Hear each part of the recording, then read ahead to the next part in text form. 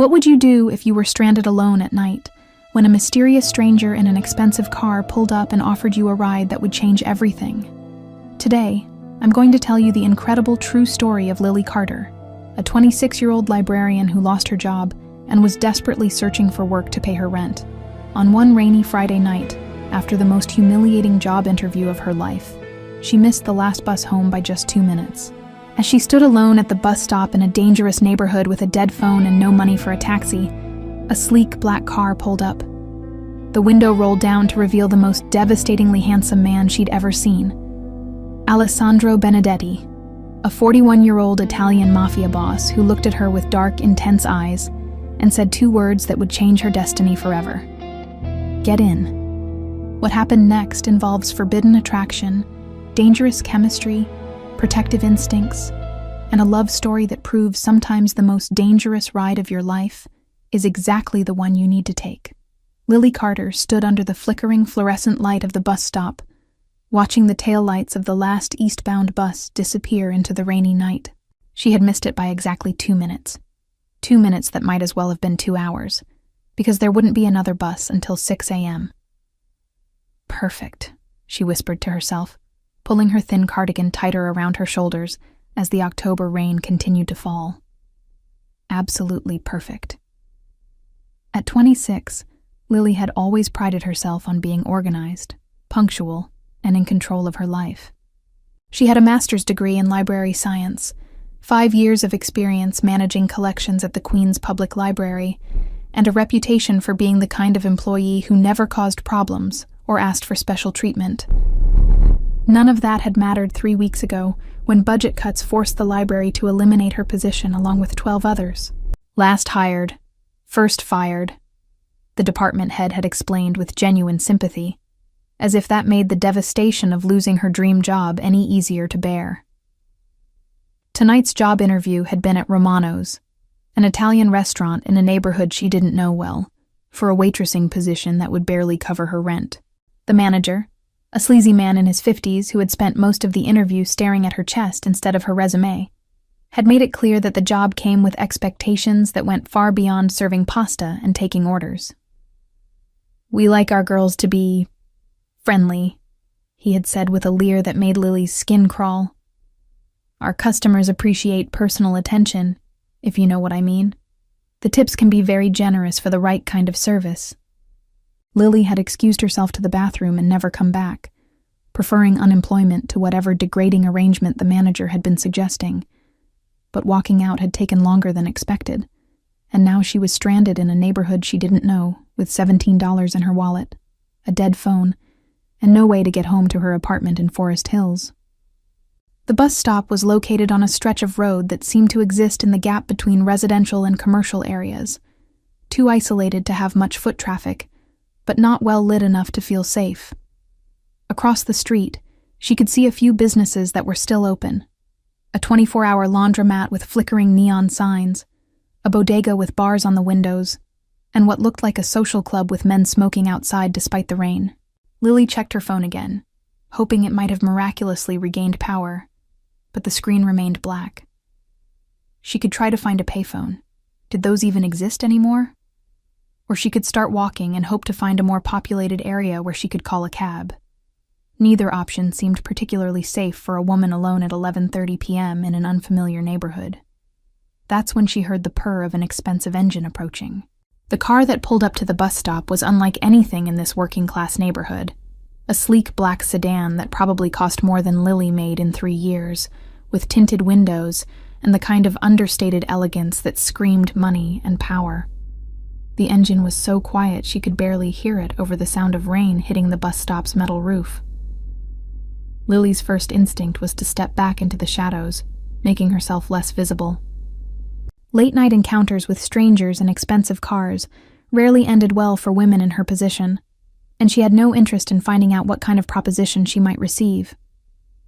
But instead of a leering stranger or someone looking to hire services she wasn't willing to provide, the passenger window rolled down to reveal a man who made Lily's breath catch in her throat. He was probably in his early 40s, with dark hair that was perfectly styled despite the late hour, olive skin that suggested Mediterranean heritage, and bone structure that belonged on magazine covers, rather than in random cars cruising through Queens at midnight. He wore what looked like an expensive suit, charcoal gray with a subtle pattern that caught the light, and a white shirt that was unbuttoned just enough to hint at the strong chest underneath. But it was his eyes that made Lily forget to breathe.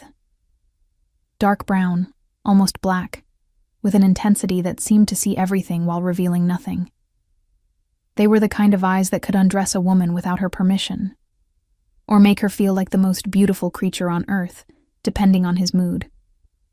When he looked at her, Lily felt heat spread through her body despite the cold rain.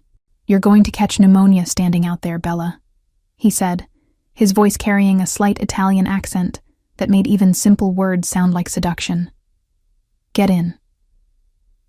The way he said it, not a question, not quite a command, but something in between, made Lily's knees feel weak. There was an authority in his voice that suggested he was accustomed to being obeyed, but also a warmth that made the invitation seem genuinely caring, rather than threatening. "I don't know you," Lily said, though her voice came out breathier than she intended.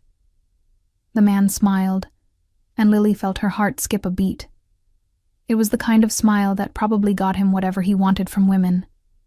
Confident, slightly predatory, but somehow still charming. "Alessandro Benedetti," he said, extending his hand through the window. "And you are clearly someone who needs help getting home safely." When Lily shook his hand, the contact sent electricity shooting up her arm. His skin was warm and slightly rough, suggesting he wasn't just another soft businessman, and his grip was firm without being aggressive. He held her hand a moment longer than necessary, his thumb brushing across her knuckles in a gesture that was barely there, but made her entire body respond. "Lily Carter," she managed to say. "And I was waiting for the bus, but the last bus left 20 minutes ago, and the next one doesn't come until morning," Alessandro finished. "Which means you're stranded in a neighborhood that's not safe for someone like you after dark." "Someone like me?" Alessandro's eyes traveled slowly from her face down to her feet and back up again, not in the invasive way the restaurant manager had looked at her, but with an appreciation that made Lily feel beautiful rather than objectified. "Someone beautiful, intelligent, and clearly not from around here," he said simply. "The kind of person who attracts attention she doesn't want." As if summoned by his words, Lily became aware of voices from across the street. The men who had been smoking outside the social club were now looking in her direction, and she could hear comments being made in languages she didn't understand, followed by laughter that made her skin crawl. Alessandro's jaw tightened as he noticed the same thing. "Get in, Lily. Please." The please was what decided her.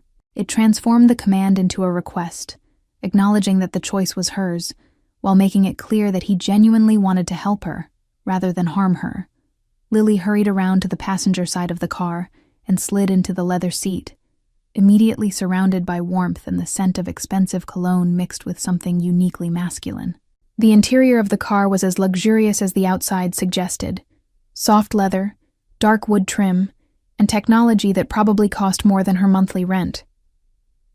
"Thank you," she said, settling into the seat and trying to ignore how good Alessandro smelled. "I live in Forest Hills. I can give you directions." "I know Forest Hills," Alessandro said, pulling away from the bus stop. "What's your address?" As Lily gave him directions to her apartment building, she found herself stealing glances at his profile. Even in the dim light of the car's interior, she could see the strong line of his jaw, the way his hands looked perfectly comfortable on the steering wheel, the expensive watch that caught the light from street lamps. "What were you doing in this neighborhood so late?" Alessandro asked, his voice genuinely curious rather than suspicious. "Job interview," Lily said, then immediately felt embarrassed. "I lost my position at the library a few weeks ago and I've been looking for work. Tonight was not successful." "What kind of work are you looking for?" "Ideally, another library position, or something in education or research. Realistically, anything that pays enough to cover my rent and student loans." Alessandro was quiet for a moment, and Lily could feel him thinking. What happened at tonight's interview?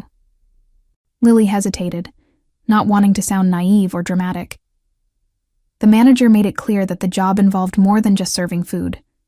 I wasn't comfortable with the additional expectations. Alessandro's hands tightened on the steering wheel, and Lily could see his jaw clench. What was the name of this restaurant? Romano's. But really, it's fine. I just left and... It's not fine, Alessandro said, his voice carrying an edge that made Lily shiver. Men like that prey on women in desperate situations. They count on the fact that you need work badly enough to tolerate harassment. The way he said it, with personal knowledge and barely controlled anger, made Lily wonder what kind of experience Alessandro had with men who exploited vulnerable women. Have you eaten dinner? He asked, his voice returning to its earlier warmth. No, I was too nervous about the interview to eat beforehand. Then we're making a stop. Before Lily could protest, Alessandro was pulling into the parking lot of an upscale Italian restaurant that looked like it belonged in Manhattan rather than Queens. Benedetti's was elegantly lit with warm, golden light spilling from large windows, and even from the car, Lily could see that it was busy despite the late hour. You don't have to, Lily started. I know I don't have to, Alessandro said, getting out of the car and coming around to her door before she could object further.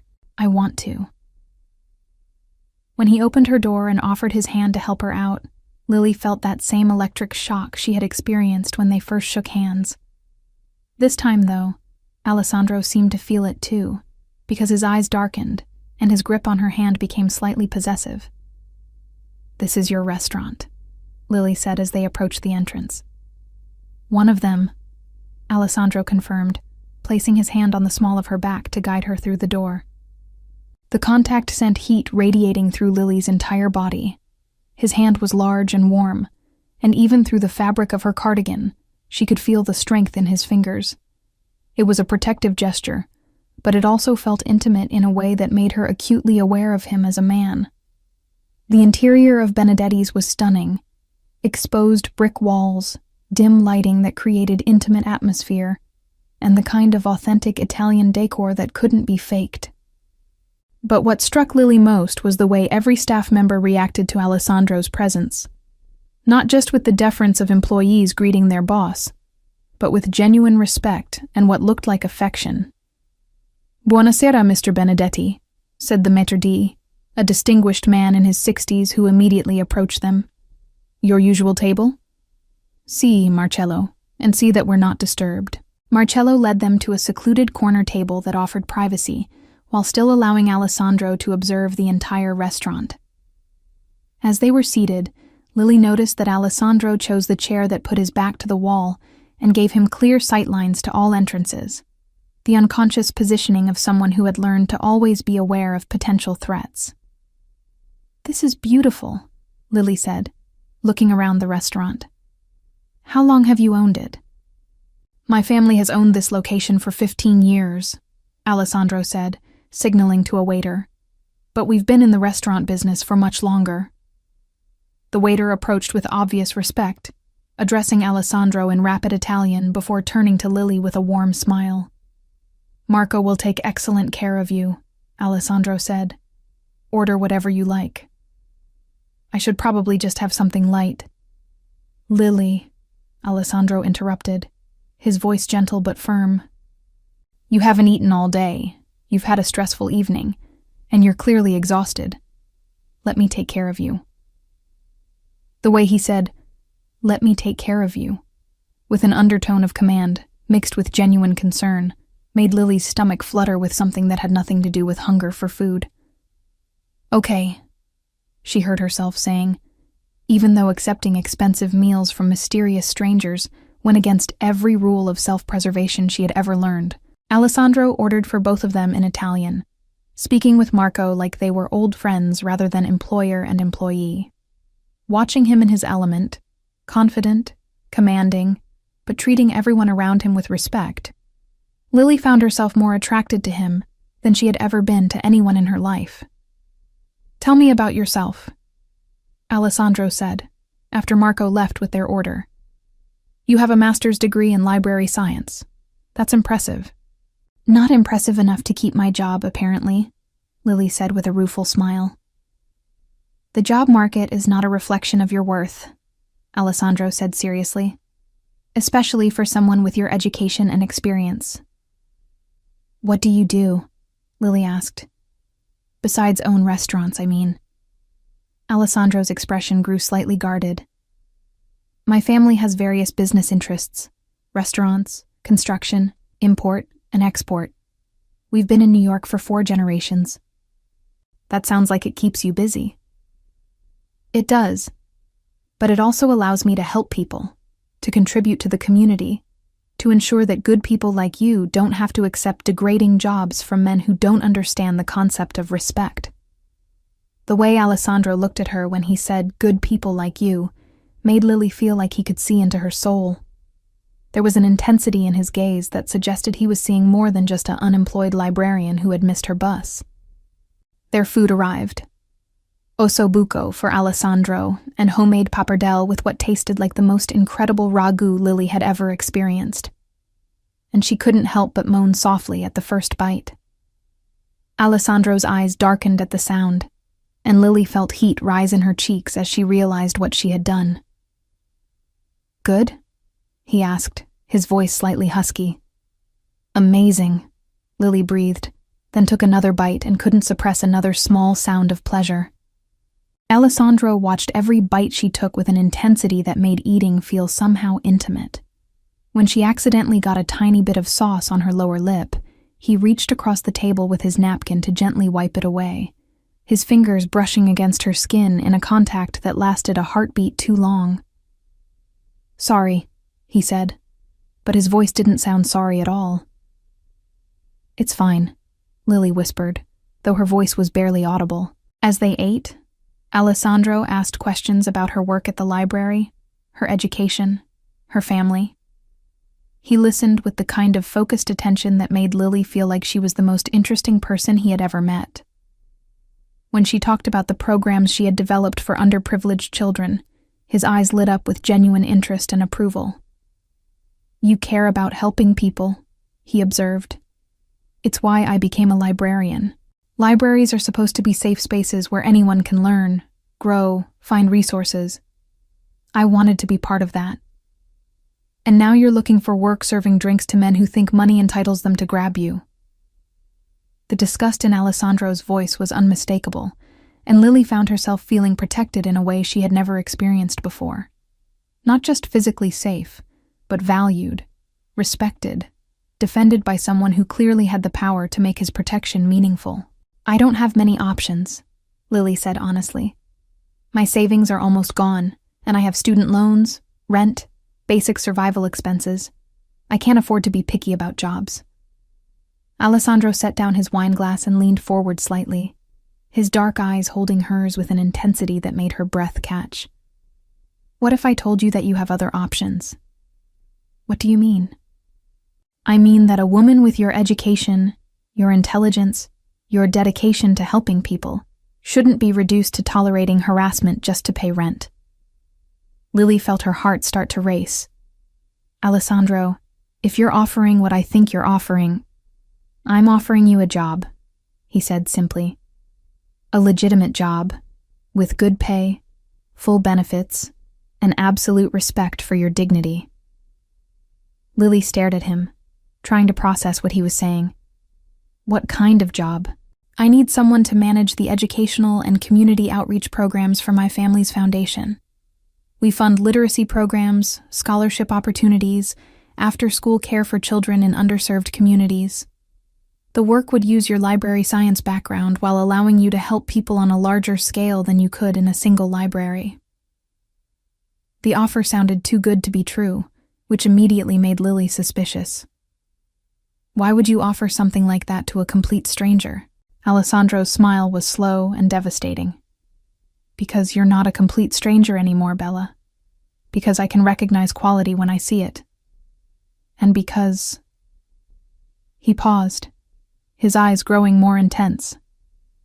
because from the moment I saw you standing alone at that bus stop, I knew you were someone special." The way he said "someone special," with a possessive undertone that suggested he had already decided she belonged in his life, made Lily's entire body respond with heat. "I don't understand," she whispered. Alessandro reached across the table and took her hand, his thumb tracing circles on her palm that sent shivers up her arm. "You don't have to understand everything right now," he said softly. "You just have to trust me." "Trust you to do what?" "To take care of you. To make sure you never have to accept degrading treatment from anyone. To give you work that matters, resources that allow you to help people, and—" His voice dropped to almost a whisper. "The kind of protection that ensures you never have to stand alone at bus stops in dangerous neighborhoods again."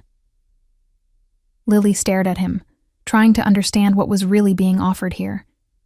It sounded like a job, but it felt like something much more significant and potentially complicated. "What aren't you telling me?" she asked directly. Alessandro's smile was approving. "Smart question. What I'm not telling you is that my family's business interests extend beyond restaurants and foundations. We operate in areas where discretion is essential, and loyalty is not just preferred, but required." "Are you saying you're involved in illegal activities?" "I'm saying that the world is not as black and white as your library science textbook suggested. There are gray areas where good people sometimes have to make difficult choices to protect their communities and the people they care about." Lily felt a chill of both fear and excitement. "And you're offering me a job that would make me part of that world?" "I'm offering you a job that would give you meaningful work, financial security, and my protection. What that makes you part of is your choice." The waiter returned to refill their wine glasses, giving Lily a moment to think. She was being offered everything she needed: good work, excellent pay, security, and the attention of a man who was more attractive than anyone she had ever met. But she was also being asked to enter a world she didn't understand, with rules she couldn't fully comprehend.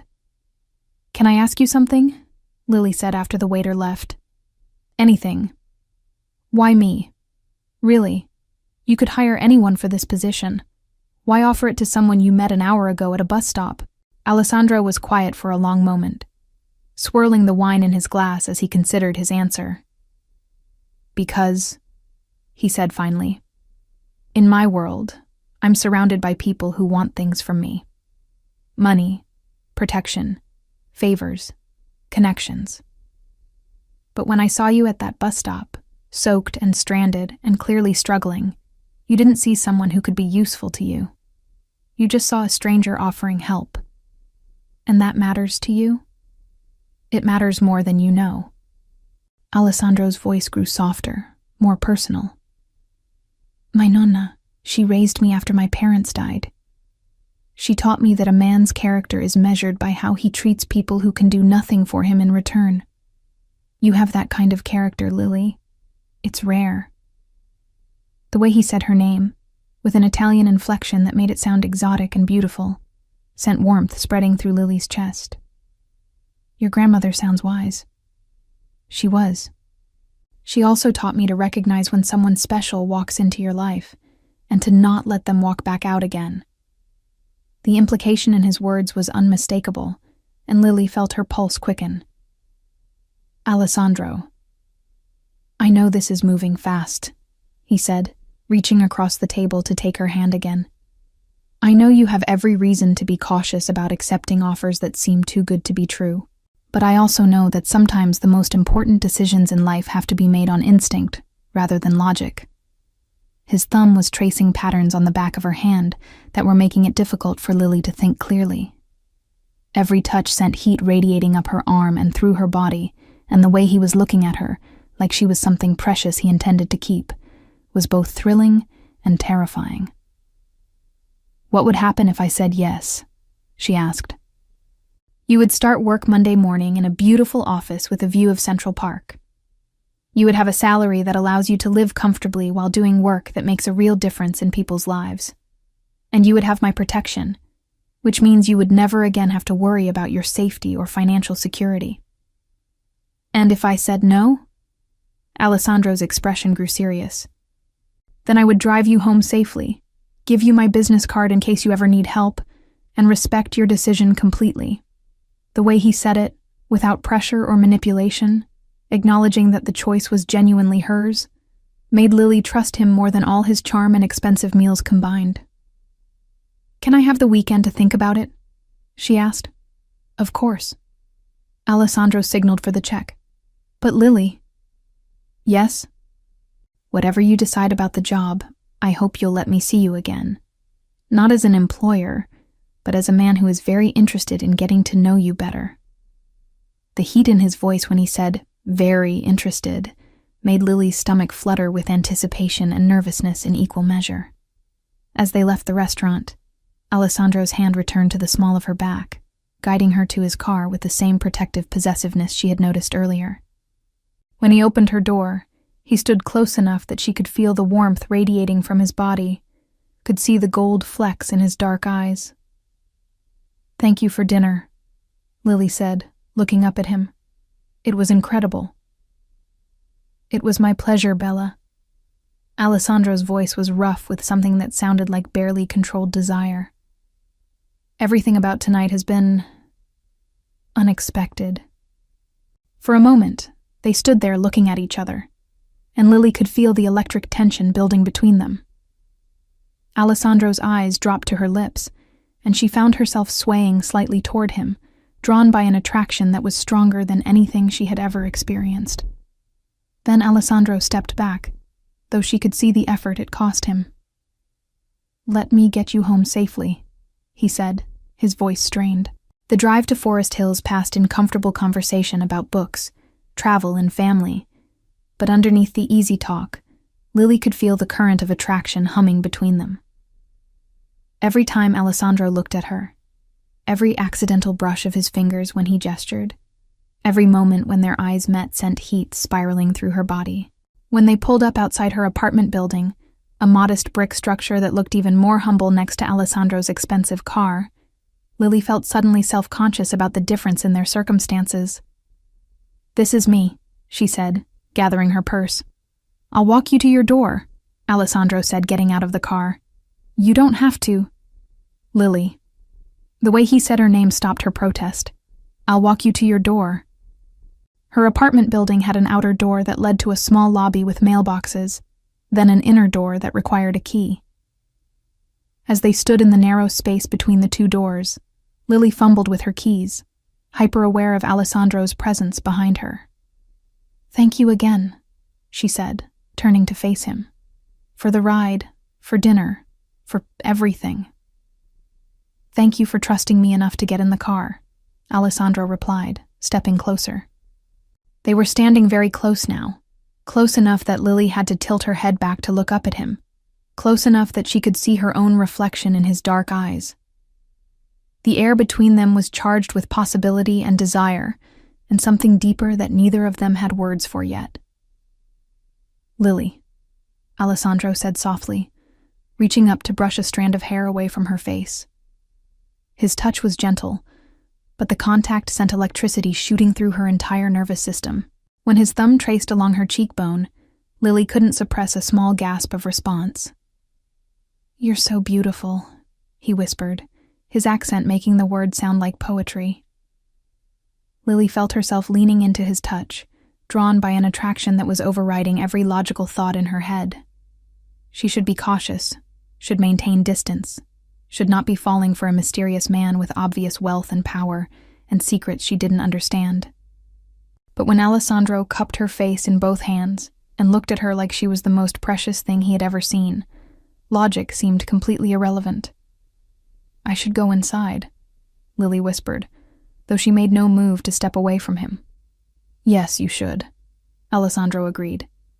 But his hands remained on her face, his thumbs tracing gentle patterns on her skin. Alessandro. See, Bella. I've never felt anything like this before.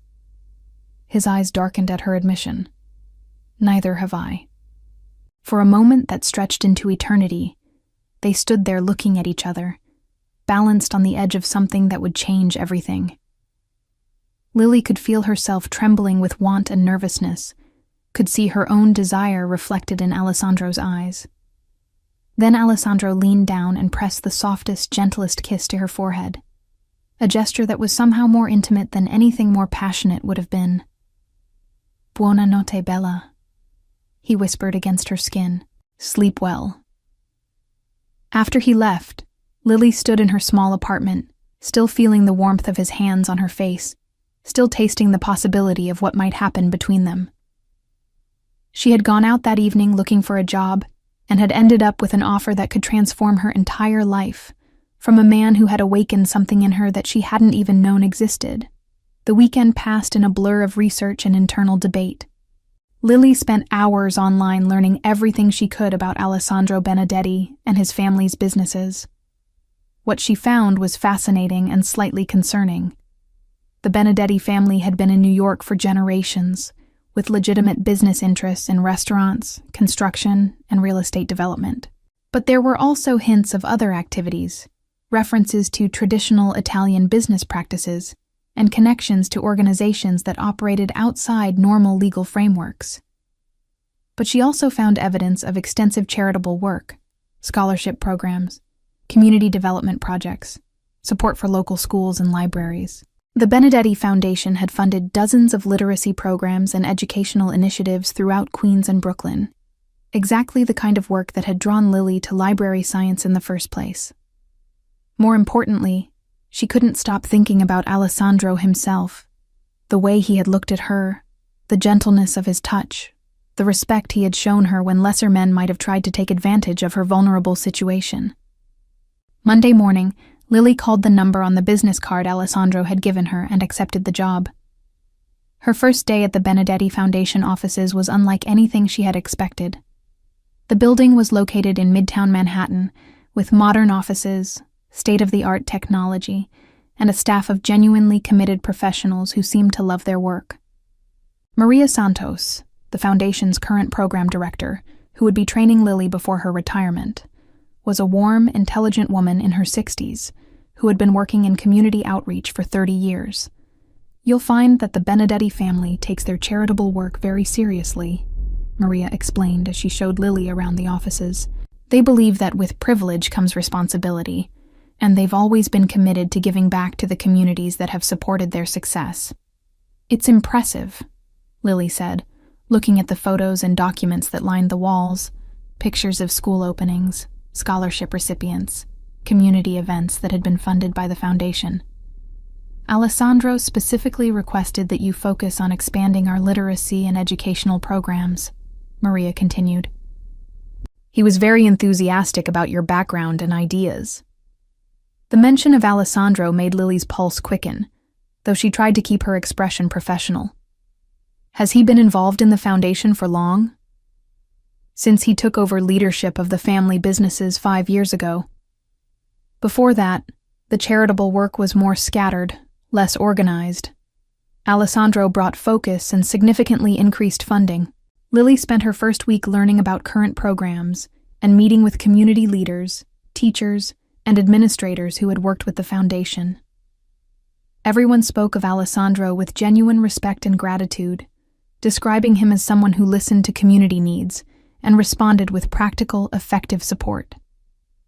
But she didn't see Alessandro himself until Friday afternoon.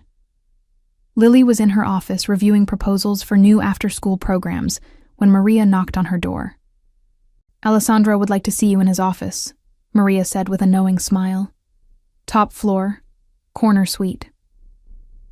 Lily's heart started racing as she took the elevator to the top floor, trying to convince herself that this was just a normal check-in meeting between an employer and new employee.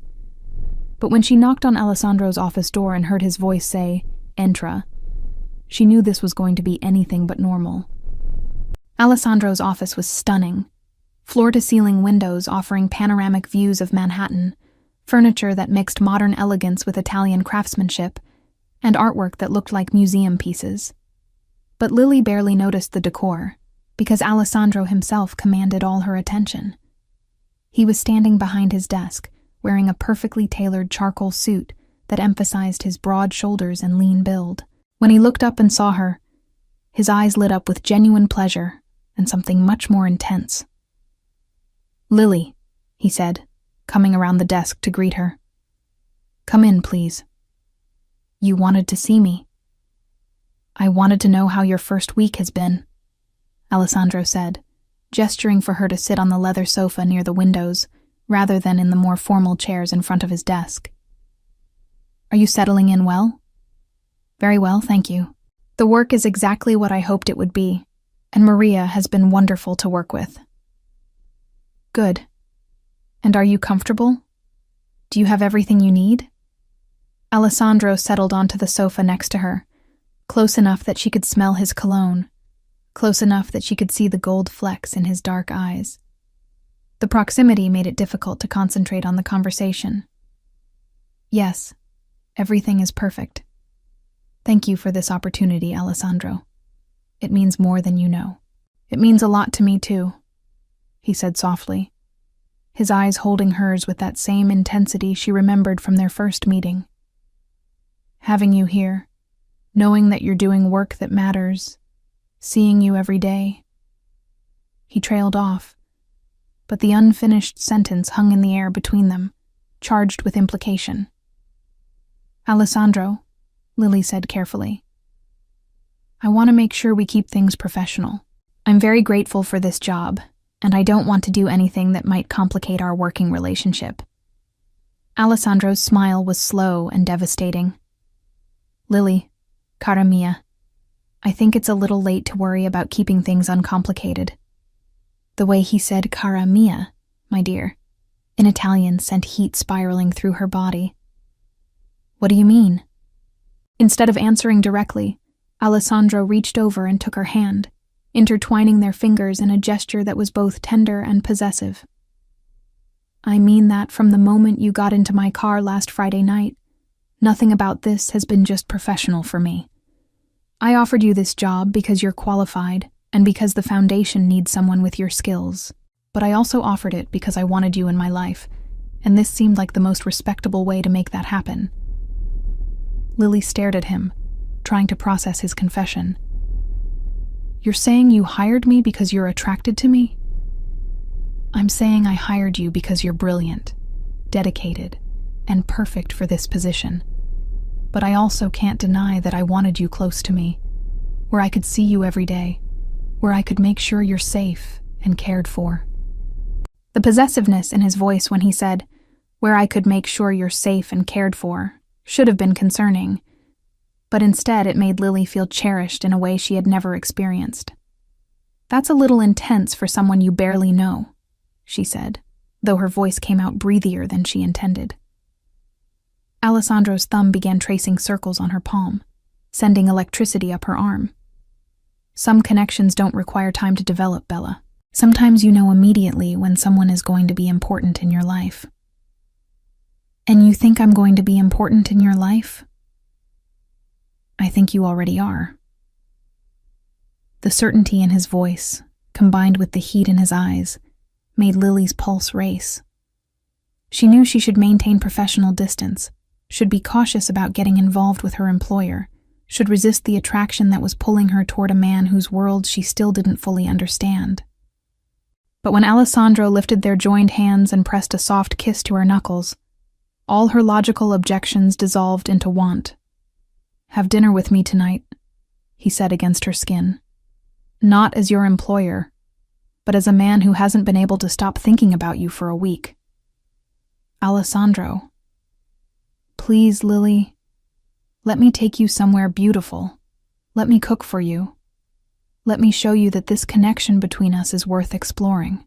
The way he said, "let me cook for you," with an intimacy that suggested sharing a meal prepared by his own hands would be more personal than any restaurant, made Lily's stomach flutter with anticipation.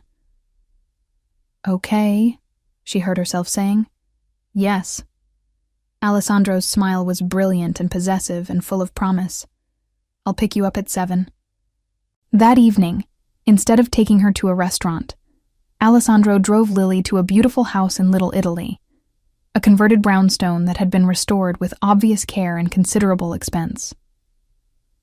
"This is your home?" Lily asked as he led her up the front steps. See, I wanted somewhere we could talk privately, without interruption. The interior of the house was stunning, a perfect blend of old-world Italian elegance and modern comfort. But what struck Lily most was how personal it felt. This wasn't just a showcase of wealth, but a genuine home filled with family photographs, comfortable furniture, and the kind of details that spoke of someone who actually lived here. "It's beautiful," Lily said, following Alessandro into a kitchen that looked like something from a gourmet magazine. "Grazie. My nonna would be happy to know that her grandson finally has a proper kitchen to cook in." Alessandro began pulling ingredients from the refrigerator with practiced efficiency. "Make yourself comfortable. Would you like some wine?" Lily accepted a glass of red wine that probably cost more than her weekly grocery budget, and watched Alessandro cook with the same focused intensity he brought to everything else. He moved through the kitchen with confident grace, seasoning and tasting and adjusting with the skill of someone who genuinely loved the process of creating something delicious. "Where did you learn to cook like this?" Lily asked, perching on a stool at the kitchen island. "Nonna Benedetti. She insisted that a man who couldn't feed himself, and the people he cared about, was not really a man at all." Alessandro glanced up from the pasta he was making from scratch. She said that cooking for someone was an act of love, and that any man who couldn't show love through care and nourishment would never truly understand how to make a woman happy. The way he said "the people he cared about" while looking directly at her made Lily's heart skip a beat. "Your grandmother sounds like she was an incredible woman." She was. She came to America with nothing but recipes and determination, and she built a life that allowed her children and grandchildren to thrive. Everything I am, I owe to her. As Alessandro cooked, he told Lily stories about his grandmother, how she had taught him to speak Italian, how she had insisted he learn to fight but never to start fights, how she had made him promise to always protect people who couldn't protect themselves. "She sounds like she had strong opinions about how men should behave," Lily observed. She did. She used to say that real strength was about taking care of others, not dominating them. That a man's power should be used to lift people up, not tear them down. The passion in Alessandro's voice when he talked about protection and care made it clear that his grandmother's lessons had shaped not just his character, but his entire worldview. Dinner was incredible. Fresh pasta with a sauce that tasted like it had been simmering for hours, accompanied by bread that Alessandro had made himself, and wine that paired perfectly with every bite. But even more than the food, Lily was intoxicated by Alessandro's attention. He listened to everything she said with complete focus, asked thoughtful questions, and made her feel like she was the most fascinating person he had ever met. "Tell me about your family," Alessandro said as they moved to the living room after dinner, settling on a comfortable sofa in front of a fireplace that filled the room with warm light. "There's not much to tell. My parents divorced when I was 12, and I lived with my mom after that. She's a nurse in Ohio, works too much and worries about everything.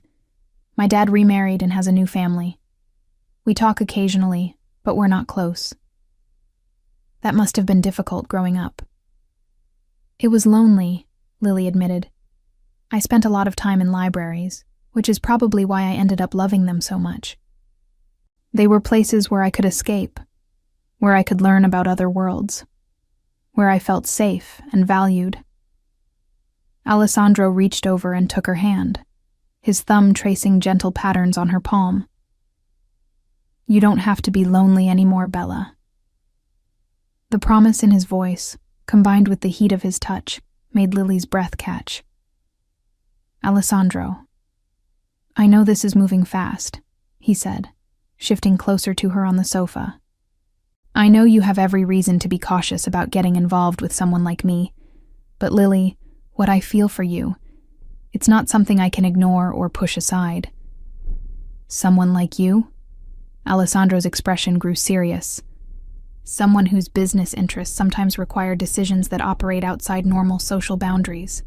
Someone whose protection comes with complications. Someone whose world includes dangers that you shouldn't have to worry about." Lily looked at him, really looked at him, seeing the man who had rescued her from a dangerous situation, who had offered her meaningful work, who cooked for her and listened to her, and made her feel more valued than anyone ever had. "What if those complications don't scare me as much as they should?" she asked softly. Alessandro's eyes darkened with desire and something deeper. "Then I would say that you're either very brave or very foolish. Maybe both." Alessandro cupped her face in his hands, his touch gentle but possessive. "Lily, if you choose this, if you choose me, there's no going back. My world doesn't allow for casual relationships or temporary arrangements. When I care about someone, I protect them completely, and I expect their loyalty in return."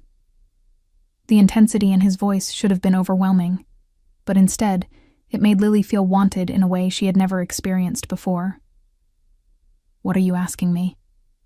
"I'm asking you to be mine," Alessandro said simply.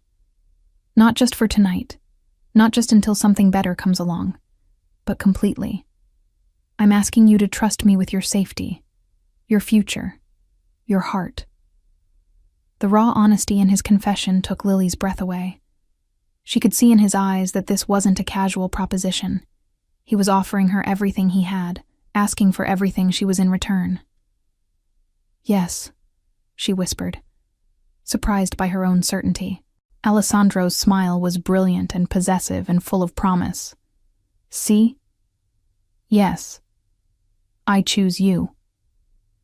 When Alessandro kissed her, it was with a passion that had been building between them for days, a connection that felt inevitable and right, despite all the logical reasons she should have been more cautious.